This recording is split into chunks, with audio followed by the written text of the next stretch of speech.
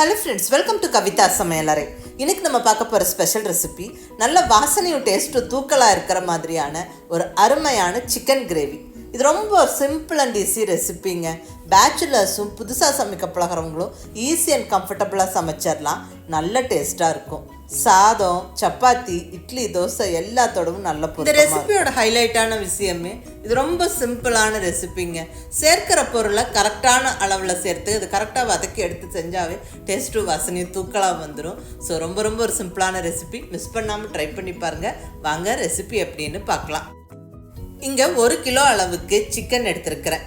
போனோடு இருக்கிற பீசஸ் தான் எடுத்துருக்கிறேன். நல்லா கழுவி எடுத்து வச்சாச்சுங்க. இப்போ ஃபஸ்ட்டு ஸ்டெப்பாக சிக்கனை மேரினேட் பண்ணிடுவோம். அதாவது உப்பு, மஞ்சள் தூள், மிளகாய் தூள் எல்லாம் போட்டு இங்கே ஒரு ஃபுல் டீஸ்பூன் உப்பு சேர்த்தாச்சுங்க. கூடவே 1/4 டீஸ்பூன் அளவுக்கு மஞ்சள் பொடி. அடுத்தது நல்ல காரமான மிளகாய் பொடி ஒரு ஃபுல் டீஸ்பூன் சேர்த்து விட்டு நல்லா கலந்து வச்சுருவோம். அந்த சிக்கனில் நல்லா கோட் ஆகிற மாதிரி நல்லா ஈவனாக நல்லா கலந்தெடுத்து மூடி வச்சுருவோம். அதாவது சிக்கனை நல்லா கழுவின உடனே உப்பு, மஞ்சள் தூள், மிளகாய் பொடி போட்டு நல்லா கலந்தெடுத்து மூடி வச்சுருவோம். ஒரு 5 to 10 நிமிஷம் ஊறிட்டு இருக்கட்டும். அந்த டைமில் சிக்கனுக்கு தேவையான வெங்காயம், மிளகாய், தக்காளி எல்லாம் நம்ம கட் பண்ணிக்கலாம். இங்கே சிக்கன் கிரேவி செய்யறதுக்கு 4 பெரிய வெங்காயத்தை கட் பண்ணிக்கிறேன். நல்லா பொடியாக கட் பண்ணி வச்சுக்கோங்க. அடுத்த இன்க்ரீடியன்ட்ஸ் எல்லாம் என்னென்னு நம்ம தாளிச்சுட்டே பார்த்துடலாம்.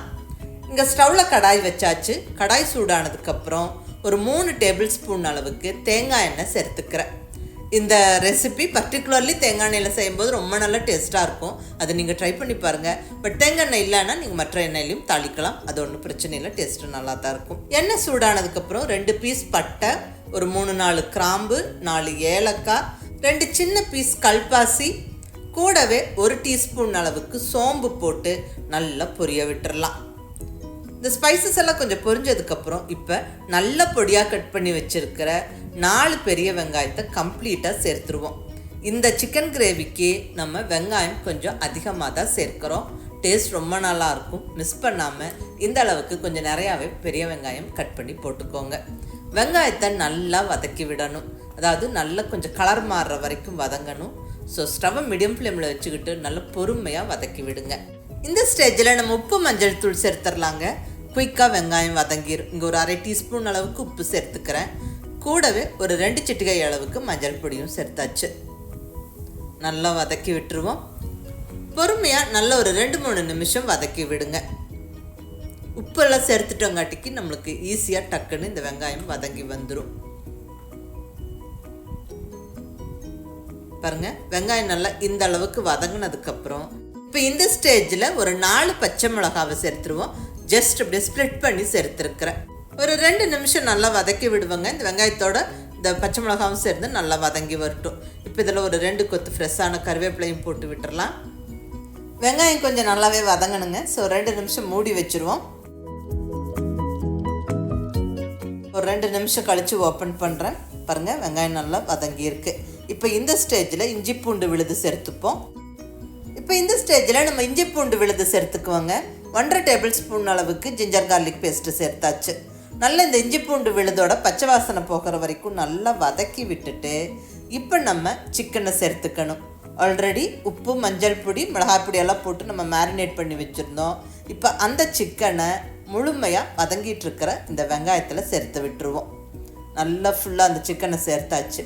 இனி நல்லா ஒரு 2-3 நிமிஷம் வதக்கி விடணுங்க.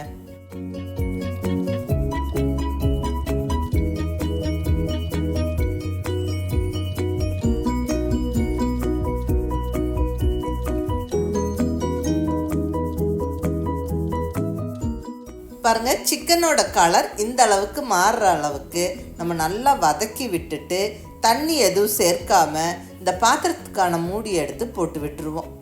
ஸ்டவ்வை மீடியம் ஃப்ளேமில் வச்சுருவோம். நல்ல ஒரு 4-5 நிமிஷம் வெந்து வரட்டும்.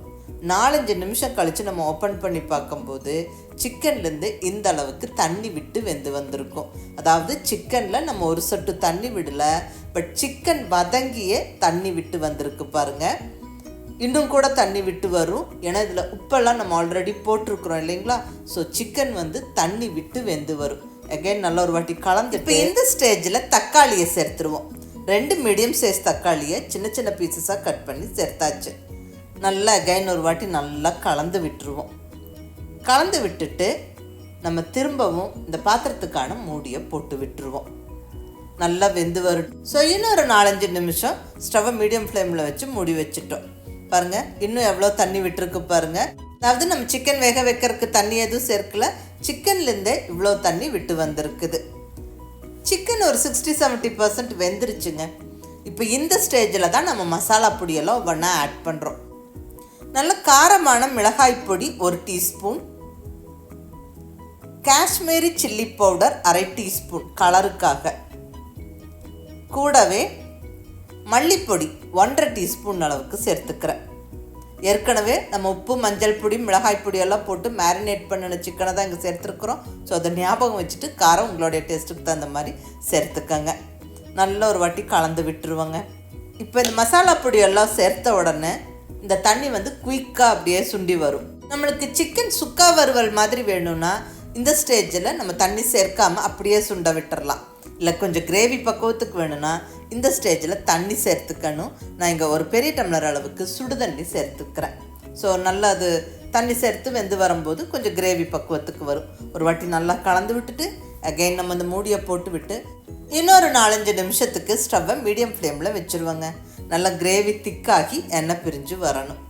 பாருங்கள், நல்லா கிரேவி திக்காயிடுச்சு, எண்ணெய் பிரிய ஸ்டார்ட் ஆகிடுச்சு. இப்போ இந்த ஸ்டேஜில் நம்ம கரம் மசாலா பொடி சேர்த்துக்குவோம். கரம் மசாலா பொடி இப்படி ஃபைனல் ஸ்டேஜில் சேர்க்கும்போது வாசனை தூக்கலாக இருக்கும். நார்த் இந்தியன் டிஷ்ஷஸ்க்கெல்லாம் இப்படி பண்ணுவாங்க, அது நீங்கள் ட்ரை பண்ணி பாருங்கள். இப்போ கரம் மசாலா பொடி சேர்த்தாச்சுங்க. நல்லா அகைன் ஒரு வாட்டி கலந்து விட்டுட்டு இந்த ஸ்டேஜில் 1 கைப்பிடி அளவுக்கு பொடியாக நறுக்கின கொத்தமல்லி இலையை தூவி விட்டு நல்லா கலந்து விட்டு ஸ்டவ்வை சிம்மில் வச்சுருவோம். ஸ்டவ்வை சிம்மில் வச்சு ஒரு 2-3 நிமிஷம் கழித்து நம்ம ஓப்பன் பண்ணோன்னா நல்ல எண்ணெய் பிரிஞ்சு கமகமன்னு வாசனையோட அருமையான சிக்கன் கிரேவி ஜம்முன்னு ரெடி ஆயிடுச்சு. இது ரொம்ப ரொம்ப ஒரு சிம்பிளான ரெசிபிங்க. சிம்பிளாக சமைச்சோம், சுவையாக சாப்பிட்டோங்கிற திருப்தி இருக்கும். மிஸ் பண்ணாமல் நீங்கள் இந்த ரெசிபியை ட்ரை பண்ணி பாருங்கள். இந்த சிக்கன் கிரேவி குயிக்காக ரெடி ஆயிருங்க. நம்ம இட்லி, தோசை, சப்பாத்தி, ரைஸோடலாம் சேர்த்து சாப்பிட்றதுக்கு ரொம்ப ரொம்ப நல்லாயிருக்கும். பேச்சுலர்ஸ்க்கும் புதுசாக சமைக்க பழக்கிறவங்களுக்கும் இது ரொம்ப ஒரு கம்ஃபர்டபுளான ரெசிபி. மிஸ் பண்ணாமல் ட்ரை பண்ணி பார்த்துட்டு எப்படி இருந்ததுன்னு உங்கள் ஃபீட்பேக் சொல்லுங்கள். பிடிச்சிருந்தால் லைக் பண்ணி, ஷேர் பண்ணி, கமெண்ட் பண்ணுங்கள். கவிதா சமையலறை சப்ஸ்கிரைப் பண்ணி என்னுடைய மற்ற ரெசிபிஸும் வீடியோஸும் பாருங்கள். தேங்க்யூ.